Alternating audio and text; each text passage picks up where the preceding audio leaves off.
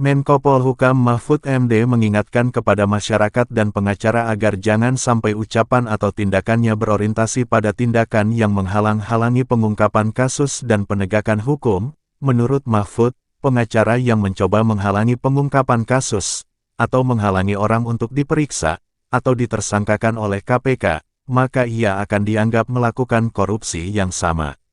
Mahfud MD kemudian mencontohkan pengacara Setnov yang divonis 7 tahun penjara, hanya karena selalu menghalangi pengungkapan kasus Setnov dengan mengatakan Setnov tidak bersalah, Setnov tidak boleh diperiksa, malah Setnov dibilang sakit.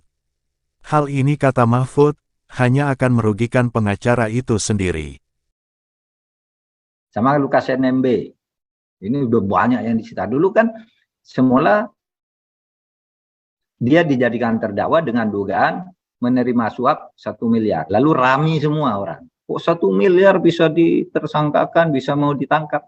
Ya 1 miliar. Sekarang sudah puluhan miliar yang disita. Karena itu hanya pemancing yang satu itu. Bahkan orang yang akan menghalangi penyidikan. Itu juga sekarang jadi tersangka. Rawening atau siapa itu, Rawening atau siapa itu yang dulu menyatakan pemerintah salah karena menjadikan Lukas NMB sebagai tersangka pencucian uang. Nah, sekarang terbukti banyak puluhan miliar yang ada bangunan, ada uang bertumpuk-tumpuk dan sebagainya. Ada yang diblokir oleh PPATK uangnya, gitu. Jadi pencucian uang itu nanti akan merembet, ditemukan lagi kemana-mana. Dan dari pelajaran Lukas NMB, saya juga menghimbau kepada siapapun, pejabat di kantor pemerintah, pengacara, itu jangan mencoba menghalangi pengungkapan kasus. Karena meskipun dirinya tidak korupsi, kalau menghalangi orang untuk diperiksa atau untuk dijadikan tersangka oleh KPK atau oleh kejaksaan, kalau menghalangi, itu bisa dianggap melakukan korupsi yang sama.